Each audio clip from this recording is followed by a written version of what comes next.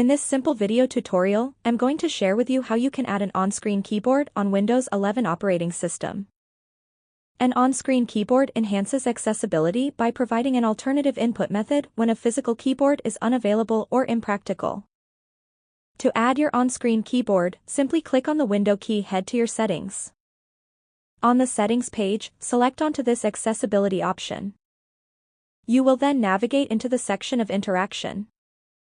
Select the second option of keyboard. On this option of on-screen keyboard, make sure to enable it. A keyboard will automatically appear to your screen successfully. This also enables individuals with physical disabilities to type without a physical keyboard. That's how easy it is to add a keyboard on your computer screen. If you have any questions, just let me know in the comments section down below. Please don't forget to leave a like, share and subscribe for more video tutorials like this one.